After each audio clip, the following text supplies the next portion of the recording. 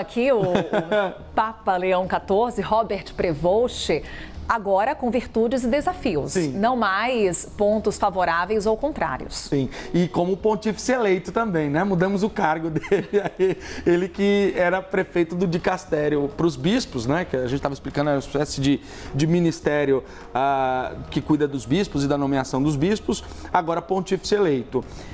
Com presença nas Américas, certamente ele contou com esse fator, com essa virtude para poder ajudar a conquistar os seus pares, para poder fazer com que ele tivesse ali uma presença, uma leitura de que seria alguém capaz de unir a igreja, né?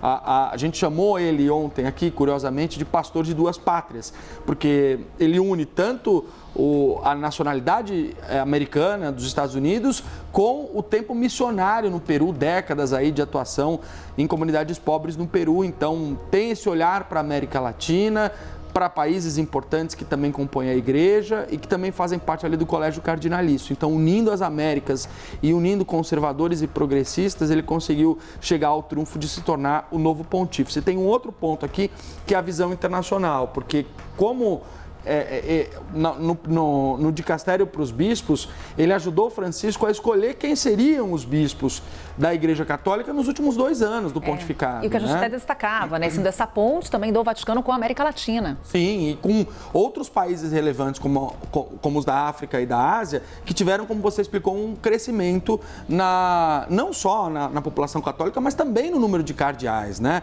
Sim. Que foram crescendo ao longo dos últimos anos. Então, Prevost conhece essas pessoas, ele estava num dos ministérios, digamos assim, mais importantes da gestão do Vaticano enquanto Estado e enquanto Igreja, e atuava diretamente com isso. 2 desafios do Robert Prevost, Carol, que ficam aqui bem destacados. Primeiro, a relação com o governo de Donald Trump. O Robert Prevost já falou sobre a gestão Trump, sobre o próprio Donald Trump, sobre as pessoas, os personagens dessa gestão de Donald Trump. E o Donald Trump foi um dos primeiros chefes de Estado a mencionar o Robert Prevost, a parabenizar ele como novo pontífice. E isso é um dilema, né, Diego? Porque daqui para frente a situação é um pouco diferente. Ele é muito próximo, por exemplo, do núncio dos Estados Unidos, que é o Christophe Pierre, que é o sujeito que é como se fosse o embaixador do Vaticano nos Estados Unidos desde 2016. E o núncio gosta dele, né? O núncio apostólico. Então, isso pesa. Mas daqui para frente, ele vai, como chefe de Estado, ter que ter uma relação diferente. É isso, né? Que eu ia falar. Ele precisa ter... Ele é chefe de Estado que nem Donald Trump agora, né? Esse é o momento em que ele se torna, de fato, sim, Papa, mas também chefe de Estado do Vaticano, de um país. Quer dizer, vai ter que ter uma separação aí. E vai ser bem interessante ver a relação que Donald Trump vai querer construir com ele. Trump que já se pronunciou sobre a escolha do Papa. Exatamente, diz que está ansioso para conhecer o novo Papa, e eu acho que a gente pode esperar um encontro deles dois em breve, inclusive, né? A gente ainda vai receber essa agenda inicial de encontros do Papa. Claro, ele vai ser apresentado ao mundo de fato agora, com esses encontros bilaterais, e vai ser bem interessante a gente ver como vai se construir essa relação agora com Donald Trump, que disse, como eu já falei agora, está ansioso para conhecer o Prevost. E, inevitavelmente, também fazendo a relação com o Papa Francisco, vale lembrar, o vice-presidente dos Estados Unidos, J.D. Vance, foi o último líder internacional a se encontrar com o Papa Francisco, ele que é católico, inclusive também foi uma das primeiras autoridades a se manifestar depois da confirmação da morte do Papa Francisco. A gente está falando dos Estados Unidos, que é um país que tem um número impressionante de católicos, é o 4º país do mundo em números absolutos de católicos, a conferir também como vai se dar essa relação no campo da política. Na Diocese de Chicago, eles já saíram logo depois da eleição do Prevost para poder comentar sobre a atuação dele. Ele é muito bem quisto nos Estados Unidos e nas comunidades onde ele atuou como padre, como sacerdote, como bispo. Então, certamente há uma conexão muito grande com a Igreja dos Estados Unidos e essa é uma parada absolutamente obrigatória para o Robert Prevost. Certamente os Estados Unidos será uma das primeiras viagens do novo pontífice, Carol. Para a gente terminar aqui o card do Prevost atualizado, a gente tem um último ponto que é um desafio, que é a pressão sobre a investigação de casos de abusos. E aí eu acho muito importante trazer esse ponto por causa do seguinte: bom, eu sou católico, estudei num colégio católico a vida toda, estudei numa universidade católica, sou filho de um diácono da igreja, tenho amigos católicos que fazem parte do clero. Estive na viagem de Bento XVI ao Brasil, ajudei a Arquidiocese de São Paulo a organizar o trabalho de comunicação.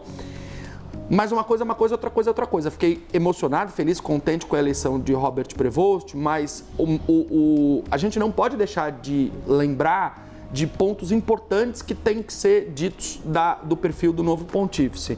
Robert Prevost foi questionado sobre uma eventual possível leniência dele na investigação de casos de abusos envolvendo padres, bispos, tanto no Peru quanto nos Estados Unidos.